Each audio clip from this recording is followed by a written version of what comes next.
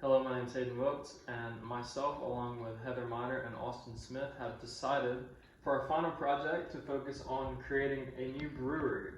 And I will tell you about that in greater detail. But first, I feel like I'm missing something. That's better. So now that I have my hipster-esque pint glass, we will now move to the land of hipster-esque renewable and environmentally friendly pint glasses. Of course, that would be the city of Portland, Oregon. So for our introduction, as I just mentioned, we decided to create a brewery, and we have chosen our location to be Portland, Oregon. There were many things to consider on where to position our brewery, but after much consideration, we decided that this city would be the perfect choice. A map of Portland can be seen right here. This map is shown where Portland is located in regards to Multnomah County in Oregon. So for our materials, we will mainly source our ingredients from local farmers. Hops and barley are two main ingredients in making beer, and Oregon, Washington, and Idaho grow almost all the hops in the United States. And then Oregon and 7 other states produce barley, but Idaho is one of the top 3 barley states, so we believe we will be sourcing our barley from Idaho. However, there are some transportation issues in terms of our material. One issue is how long it takes to transport back and forth to get ingredients. Another issue could be the weather, for we know how unpredictable weather can be in Oregon, especially in Portland.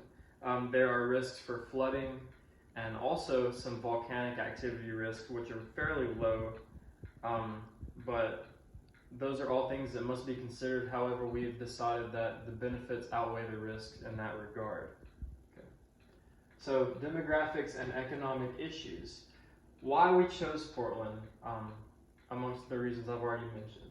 So products to make craft beer can easily be found here. Portlanders love their craft beer, so there's no issue in finding a market.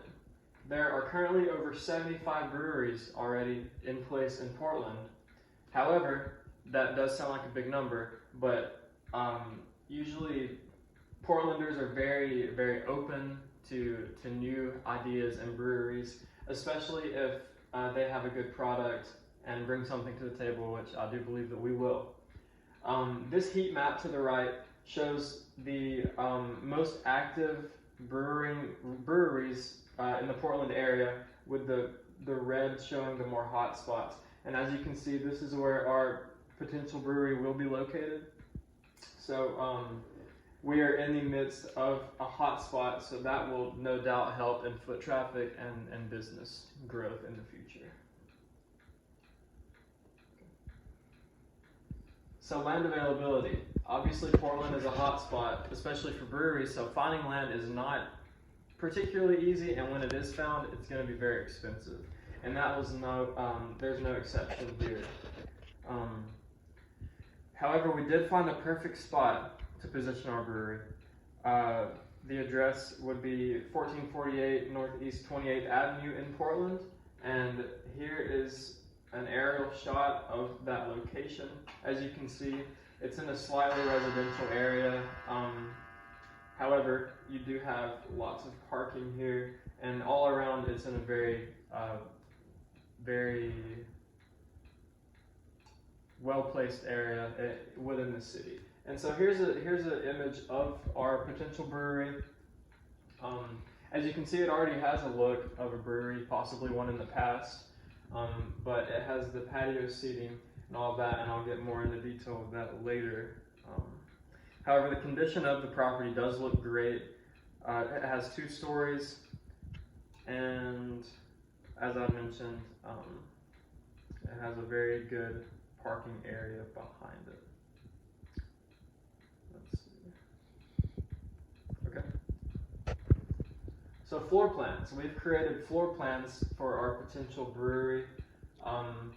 Very detailed right here. The left side on this figure shows the estimated first floor of our brewery. Dimensions are not to scale. The customer will walk through the front door. In the bottom left corner, straight ahead, will be the bar area where you can order your drinks and sit by the bar. To the left, there will be chairs and tables for the person to sit and relax and talk to friends while enjoying their beverage. In the top right corner, that room will be specifically set for making beer.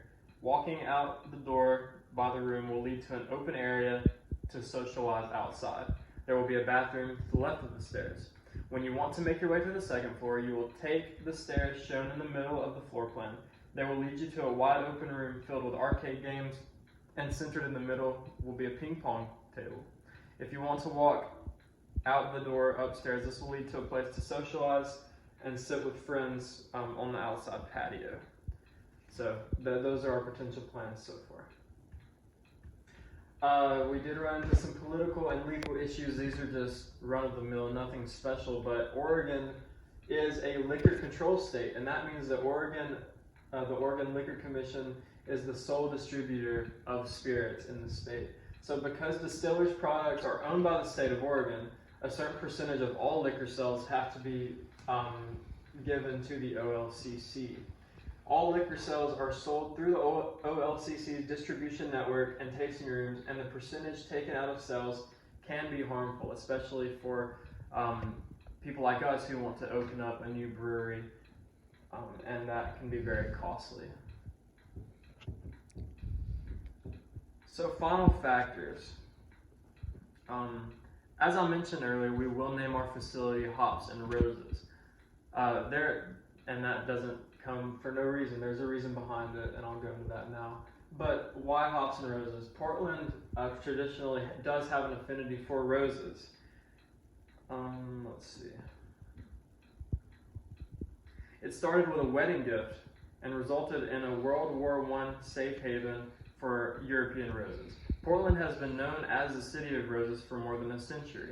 The first rose bush was sent to Anna Marie Pittman in 1837 when she married Jason Lee.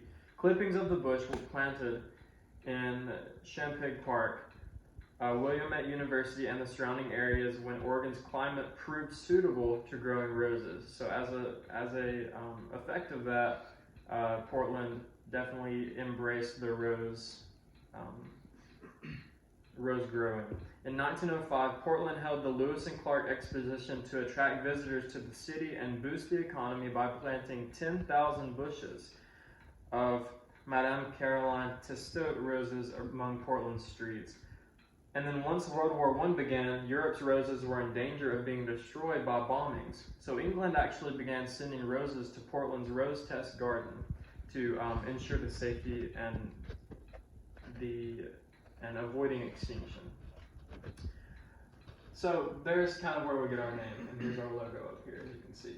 But in conclusion, final opening cost is going to be greater than $2 million to start this brewery. So that's going to take a lot of investors who believe in our idea. So just for the property, we're talking about $1.6 million. And then we have to purchase all kinds of smaller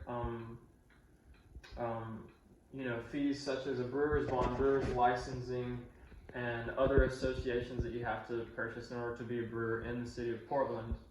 At least $300,000 is necessary to purchase necessary equipment such as glassware, bar stools,